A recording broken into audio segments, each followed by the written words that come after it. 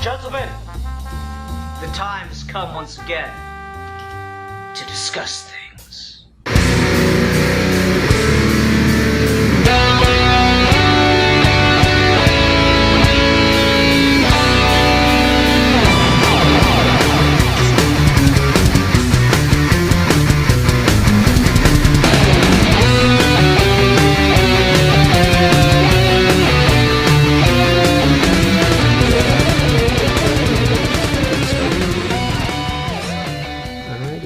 Hi everyone, welcome to another episode of Ghouly Gentlemen Fan Film Reviews. I am Sid Part 2, and joining me today is... A ghoul for fun. Oh, I love it. Yes, we're back for Geeky Gentlemen Horror Month, Fan Film Reviews edition. And this was one I just kind of picked out of the blue. It happens sometimes. And this is a Chucky fan film. It's called Chucky, Friends Till the End. It's by Jace Elton. Pretty respectable view count, over 500,000 views, and that's really impressive because this guy's only got around 2,000 subscribers. So you look at the ratio, and that's not half bad, man. It's pretty successful little fan film he's got here. The algorithm has worked wonders for him, I must concur. So I just kind of was riffing last week trying to find something, and I just stumbled across this. I was like, yeah, you know what? Chucky sounds like a pretty good concept for a fan film because obviously they have reproductions of the dolls, and they have just the dolls themselves that are like relatively easy to make because it's basically just a Cabbage Patch Kid with a new face on it, if I'm remembering correctly. And so I was kind of interested to see what someone could do with it. That being said, I really don't like Chucky very much, just as a franchise, Child's Play as a franchise. I've always been kind of disappointed by it and or found it dumb. So I was like kind of curious if like the fans could do something more interesting than the film. And I will say, I don't think that's what this is. I think this is just some fans of the franchise just basically making what I think all the Child's Play movies are. So I wouldn't say I'm disappointed by that, because I think they do it well enough, and we'll obviously get into the finer points around that. But I was hoping for some innovation around the concept, I suppose. Cool. Yeah, well, I mean, it's... Okay, please, God, no. Please don't. I'm not that familiar with the Chucky franchise myself either, just because, kind of similar to you, I've always, even just conceptually for me, it's just not my type of thing. I was never interested in the idea of like the trope of like the toys gone evil or possessed kind of thing. It's just always been really dumb to me as a horror concept, and even just as like a silly fun thing. I've never really been into it, so not that familiar or attached to the original source material. And I definitely think as a result of that affects like the enjoyment of this, because I think you pretty much hit the nail on the head earlier, but this feels like Chucky fans doing basically a cover song of just, we like Chucky, so we want to make a Chucky short. That's all it is, and just like have Chucky kill people and have our friends in it, and that's kind of the vibe it gives me. Nothing much beyond that, nothing more, nothing less, kind of thing. Yeah, I mean, I think it's an interesting choice to basically kind of remake the first movie.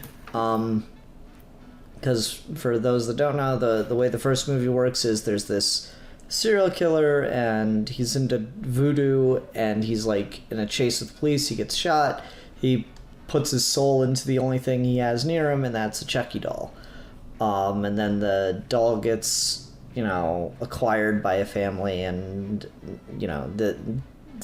Bob's your uncle. And so that's basically what this is, and I found that to be not necessarily a bad choice, to basically just be creating their own continuity or whatever, creating their own reboot, or if, like, this was the pitch for, like, a relaunch of the film or something. I think that's fine enough. I guess the problem I've always had with Chucky is I really like the first Child's Play movie in concept, and it's one of those films where, like, you can almost see the giraffes, like, being stitched together. And so, like, Child's Play 1 has this concept going for it of what I think the entire movie should be, which is everybody thinks that the kid is murdering people when no one's around because his doll's doing it. And no one knows that, and everyone thinks it's the kid. I think the more brilliant concept for the horror movie is you wait till the last possible second to reveal that the doll is actually possessed, and you really play into the fact that this kid is murdering the shit out of people. And that's not what they do. They very much from the get-go lean into the slasher genre of horror films, and Chucky's possessed pretty early on, and the film opens basically the same way this fan film opens, and so for a fact that the doll is possessed going into the movie, into the rest of the film, and so it kind of makes the mystery aspect on that side kind of boring, and then you're just left with Chucky going around and trying to figure out a way to get into a new body, and it's not particularly interesting for me. And so to see this basically be adapting that same idea, but without even the concept of a kid to have the doll around, was, I was like, oh, okay. That being said, what they're doing with it, I think is fine. Acting in here isn't great, but it's not terrible. It's hardly the worst thing I've seen in a fan film. They did, I think, basically really smart choices, believable choices for their locations. They didn't try to oversell it, so, like, they've got a cop character, but they never go to a police station. They've got, they smartly have the plot revolve around going to different houses, which is a good thing in a fan film to do if you can get away with that. It's not like what you see where someone tries to convince you their basement is a nightclub or whatever, And so I respect it for choices like that. And horror is kind of the go-to for a lot of low-budget fan films and just low-budget films in general, so they're able to get away with quite a bit there. You get your blood effects and stuff like that, and they respectfully they put blood all over that one apartment's floor. That's like, depending on your age range of your actors and stuff, that's kind of hard to get away with. So I don't know. I was kind of while I didn't particularly care for the story choice and stuff, I was, I guess, more impressed with the practicality and the choices made in the production. It was a fan film with, I think, the right level of ambition and know-how of how to set itself up. Yeah, and again, I feel like with the idea of Chucky, it's probably one of the easier horror things to make work, because you can get a pretty screen accurate Chucky thing, is like they sell them. You can't just buy a Jason Voorhees actor. It's a bit harder for that one to do like a good Freddy or someone else. But Chucky, yeah, it's just a doll. But I feel like with that as well, you have to kind of work around that and find ways to make that believable, and even to the extent of a fan film of just using camera shots and knowing how to do things to make it well like that. I think there are some aspects of that in this. Then there's one where there's like a couple of stuff in here where I'm just really like, you really should correct this because it's glaring. Like the biggest example I feel is when Chucky's holding someone at gunpoint and the doll's hand is clearly not even on the fucking trigger. Like, and I'm just like, oh, come on. Like, you can just look at that while you're filming that and fix that. Like, that's... And especially if it's in a car park or something, like, you can't be in that much of a rush to where something that slips by. And I know it's awkward to position something in, like, the hand or something that's not very reposable and stuff, but, hell, man, you can get a heat gun. And if you're not attached, if you're using this in a horror movie thing anyway, it's just prop. You shouldn't be that attached to it.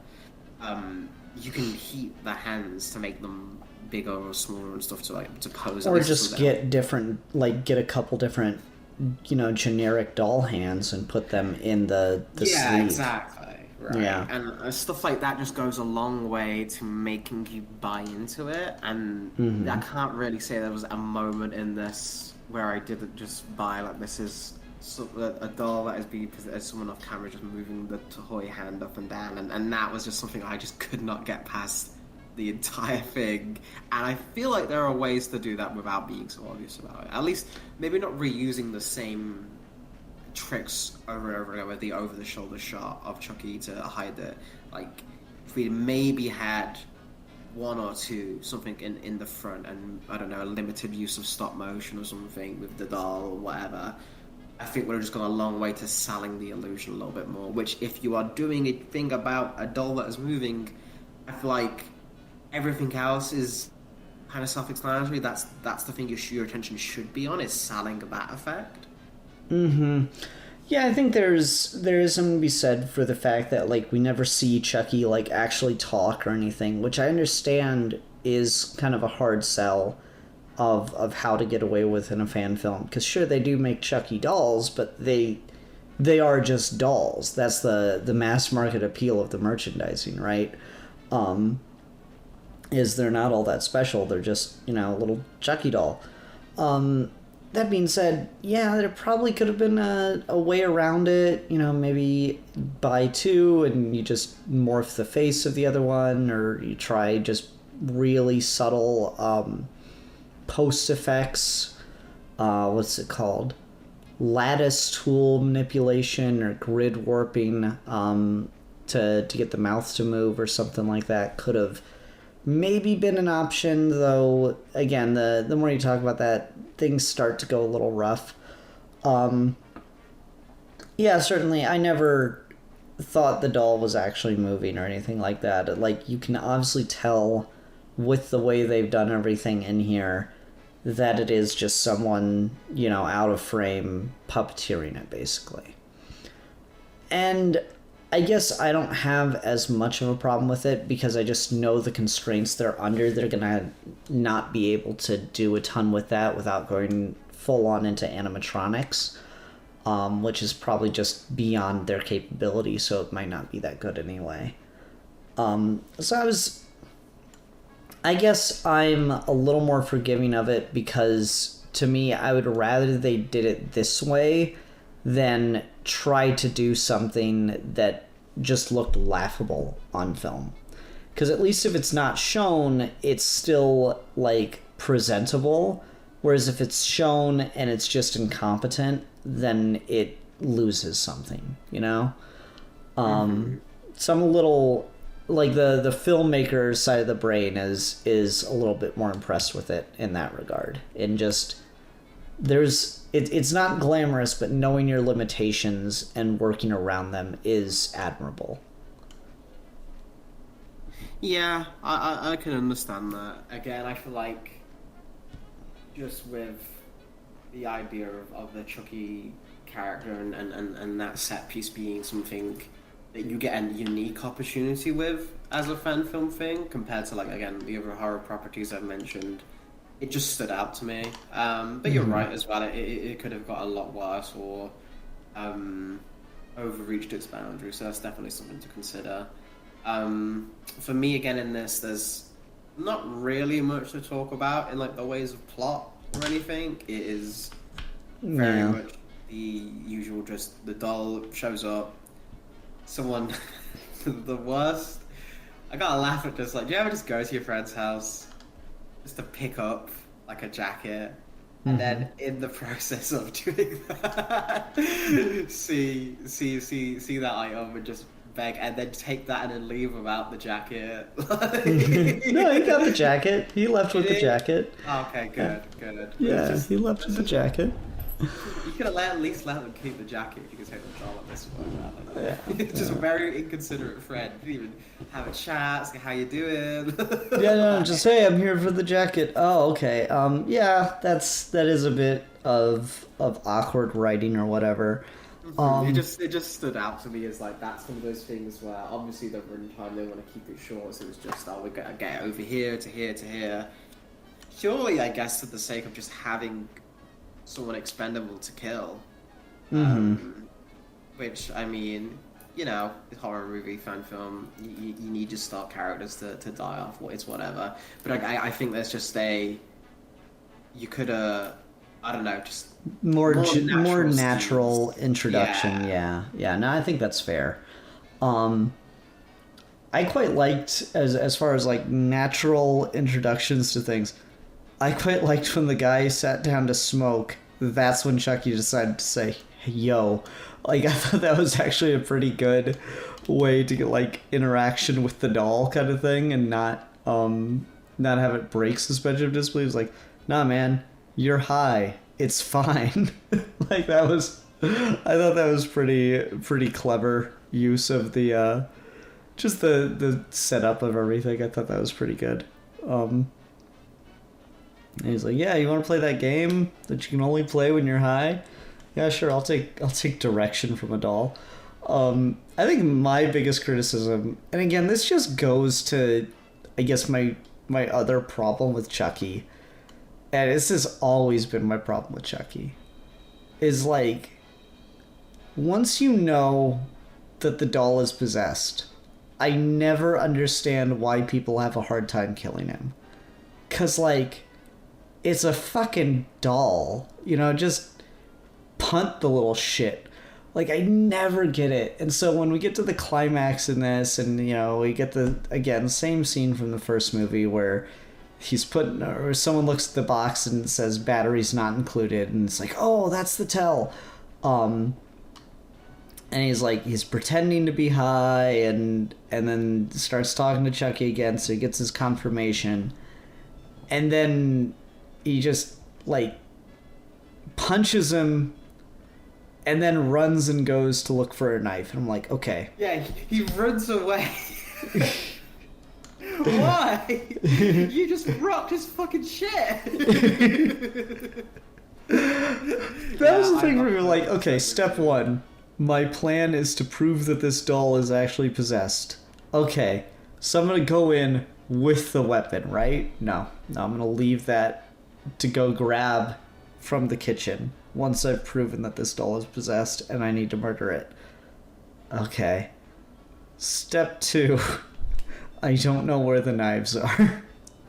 And I also just, again, it just stood out to me, but like, is a knife really a best choice against a fucking doll? Like, those things are slippery, man. That's not, like, you can't, like, stab it. Like, you could with flesh, like, because you'd have to kind of hit hard on it anyway, so you're not going to be able to cut. Like, it seems like you're more likely to hurt yourself. Like, if you literally got a knife and just a regular non-possessed doll, guys, everyone just put your possessed dolls away for now. We'll talk about those later. It was like a non-possessed doll, and you tried to just stab that thing. It's going to be kind of awkward, you know? Like, it's not. Yeah, I don't even know if the knife's going to go through, right? Like, exactly. Just punch, just kick it. Yeah, no, it's just like that's the thing for me. So like when they're in the final act of the movie or the film here, and like Chucky's like jumping across and he's like I just, and this isn't their fault. This is not the fan film's fault, because I'm like 90% sure this shit's in the movies too.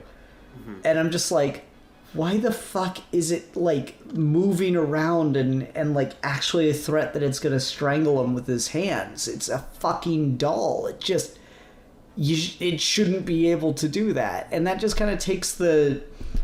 it takes the cool factor, or what should be, in my mind, the cool factor of Chucky away.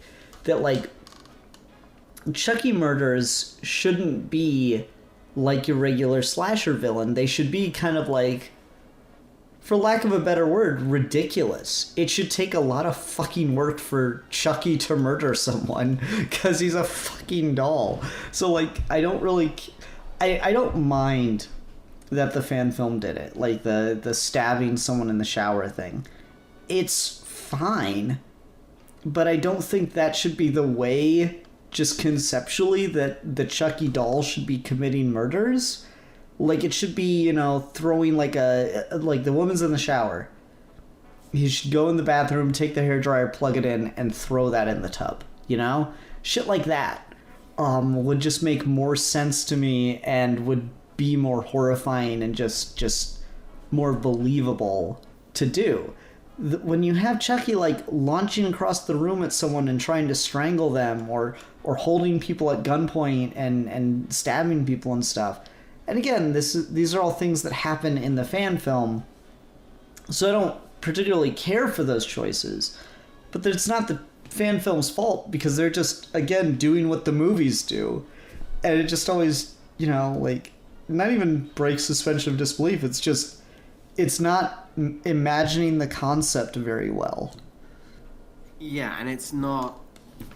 It's not even the sense of just... Because, again, you can look at horror movies and horror movie fan films and just... well, this doesn't make any sense kind of thing all day. And if you do that entirely, you're just kind of missing the point of them. So I don't want to just turn it into that. But I think what you're getting at is just the idea that this is not a murder with a knife. This is not a serial killer because he's specifically been putting the body of a doll and now has to accommodate to these circumstances. So when then you just make it into a serial killer basically chasing stuff around the house, you could have been regular person sized because the method of attack is the same. Then why are you doing it with a doll in the first place? Like, at that point, like you miss the uniqueness of the concept and some opportunities for something creative that you could film without, again, having to fill like a fight scene. Like, you shouldn't need to film a fight scene because this character should not be doing fight scenes. You should be filming like very creative stealth kills because you've got the best thing that the Chucky doll has going for it is ultimate deniability. As long as they never visibly move in front of someone who lives to tell about it, they're in the clear forever. Like, you can't fucking put the doll on trial. Like, there's no way. Like, that's the inherent advantage that it would have is that immediate, like, if this is the only supernatural thing in this world, people will just never believe it unless it's in front of their face. So I feel like you should lean into that more and play with that, and be it, like you said, with the previous example of in the actual movies with the kid, or even in this, with just the idea of, like, there's a scene with the cops where I guess it's gotta be intended to be funny, but, like, just the idea of, wow, yeah, and he got to the door and just stabbed himself in the stomach, and the gun was... I mean, they come to the conclusion that there must be another person there. But I'm like, do you really think that was how that was going to go? That's how that one went? But okay. Stuff like that, that's kind of the area where you can lean into that, is if you maybe hadn't made it so unbelievable that they go to the house and stab himself there, you can make a way of, oh, this guy killed his girlfriend and killed himself, and like slashed his wrists or something like that. Like, you can very much get away with that as, well, yeah, I'm not going to blame the fucking doll. Like, and so there's more opportunities there for, I guess, creative filmmaking than... Yeah, like most. Chucky making things look like accidents or suicides just inherently is a more interesting use of the concept, you know, than Chucky just stabbing or shooting people. And again, like, I get that that's not in the films, so I can't really blame the fan filmmakers for not doing that.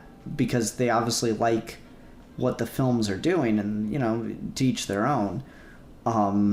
It's just the inherent conceit of the concept is not being followed through to the best of its abilities. The same way I don't want Freddy Krueger to just run around and stab people with the glove. I want them to lean into the dreamscape trippiness of it.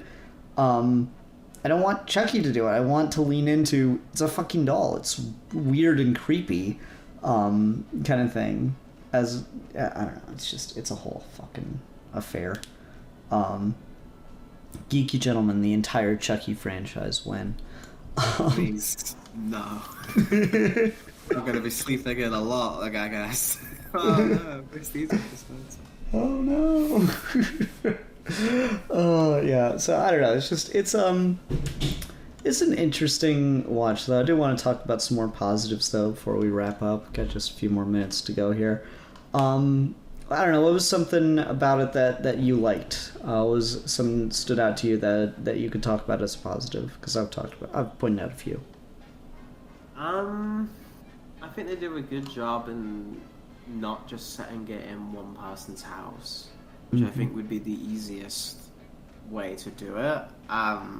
The fact that they have cop cars and costumes for them, and they go to the other person's house and they have the shower and then they have the bedroom scene, and it's not a lot of locations, but it is enough to make you feel like this isn't just one person. Like it feels like a production in that sense, and obviously there's a lot more people to move around and stuff like that I think is done well.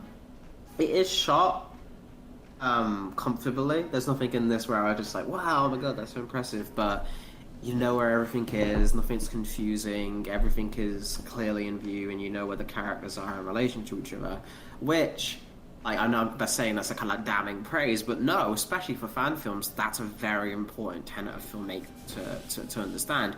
Even just editing those shots together and making sure that in a cohesive way is something to be praised, and especially when you're doing something that's meant to be tight like this and focused. I imagine when they were editing, a lot of this got cut out just to keep it in that 20 minutes, because when you're recording something, especially in live action, there's just so much extra footage and so many takes and stuff, so I want to give it that credit for as well, as I feel like everything on the production wise didn't blow me away, but is done to a very high legible standard, if this was like, I was like grading this, I'd give this like a solid like A- to a B+ kind of thing. I was like, it is exactly what it intends to be on the packaging, doesn't do anything experimental, but that's to its credit, because it might, like you said before, it might have failed at that. It's just does the job it's intending to do. Yeah. I also want to say the sound is pretty good, especially since there are a decent number of outdoor scenes. Usually outdoors and sound in this level of a production is just a frickin' nightmare of sounds from wind hitting the microphones and stuff. And there's definitely times where I can tell there's wind in the scene, and everyone say hi to Leah yelling in the background. There's definitely times I can tell there's wind in the scene, and there's definitely times that I can tell that they either did some ADR or did some post cleanup, but it's still, I can hear everything that's being said, which, man, I've made my own movies, and shooting shit outside it's risky business, because it just takes a little bit of wind and all your audio's fucked. So they did a good job either salvaging or just dealing with it and made it through. So that was really something to praise as well. For sure. It's audio editing is one of the many banes of my existence, so massive props. And I just deal with PNGs on a screen, so massive props to these soldiers for powering through that and getting something like this where, you can correct me if I'm wrong, but was they use any tracks from the movies or anything? I honestly don't know. At first, I was wondering if they were using actual audio of Chucky from the movies, and have to imagine the answer is no, given how specific some of the dialogue is here. But like when that first kill, or not kill, that first time he tries to knock out the dude by strangling him to possess his body, I was pretty sure because there's like the Chucky laugh and there's like a really big music hit behind it, and I was like, did they rip it directly from the movie or no? I don't think they did. I think it was just a weird choice on the music editing at that point, but I'm not 100% sure they didn't. Yeah, that's something where maybe the credits of the film might illuminate that, but I couldn't tell you either. Yeah. But I don't know about the score. They might have just used the score from Chucky. I think that's always the smarter move when you're doing something like this. Like, I remember one time we reviewed a Harry Potter fan film on the show, and like I watched a making of that they posted as well, and they're like, oh yeah, we went and got an original score made. I'm like, why? You have like 8 movies of score to choose from. Why would you go get an original score commissioned? That is a waste of your money. Especially, and this is, you won't want me to cut this out because this is the only time this will ever happen on the show. Harry Potter's got a good score. Oh no. I'll give it that. So, like, if that's the one thing you don't keep, I don't know what you fucking do. Back to Chucky, but yeah, I guess it's not exactly, because I don't see people talk about it with like Child's Play. Like, it's not like Friday the 13th with the or like the Nightmare on Elm Street or anything where like there are more kind of themes, I guess, that are a little bit more iconic. I could be wrong though, but I guess it doesn't really need it. But I'm just curious about that. Yeah. Otherwise, I don't know. I was reasonably impressed with this one. It worked out pretty well, all things considered. Anything else you want to talk about this one, or you want to go ahead and wrap up? I guess this is just because we're going to be doing horror fan films. This might be a good thing to. How was the blood and the fake blood they used, in your opinion? Pretty good.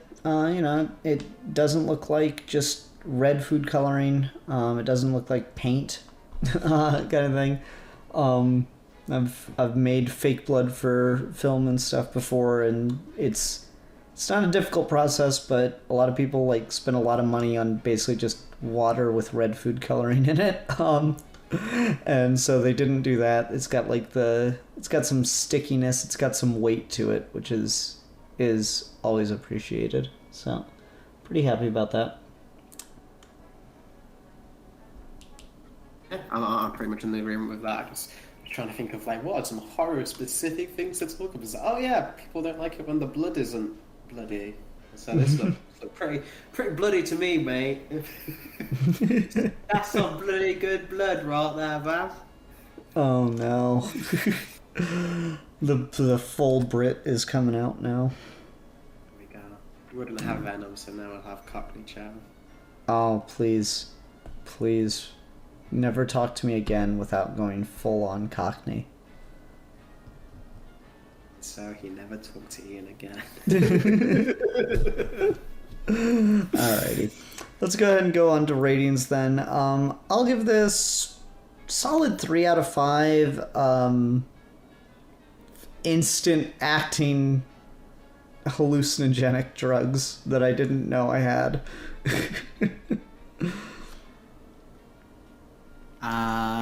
For me, I'll give this 2 out of 5. Police officers shot in situations they could have easily avoided. Fair enough. Alright, Alfie, what are we talking about next time? Alright, so next time we're going to be doing a Frankenstein fan film. Nice. Called The Weary Traveler. I gotta ask, is that Blinky 500? Yeah. No, we can't do his shit. Oh, okay. Because he's a fucking asshole.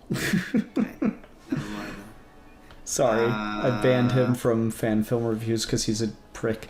Well, there we have it, folks. Before my time. I'll need a new one then.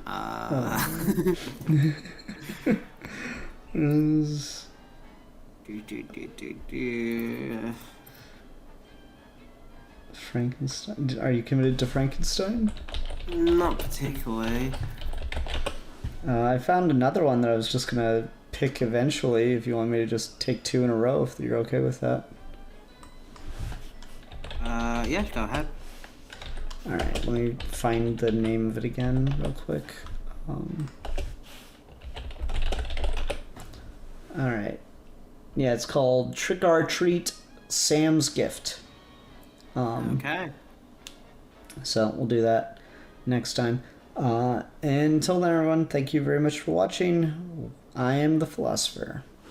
And I am the champion of the oppressed.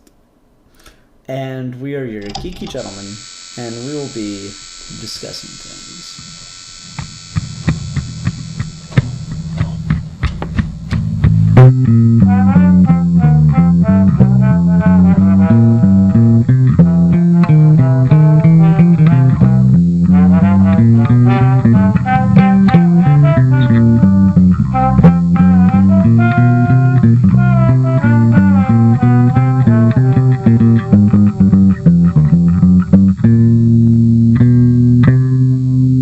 Ha ha ha ha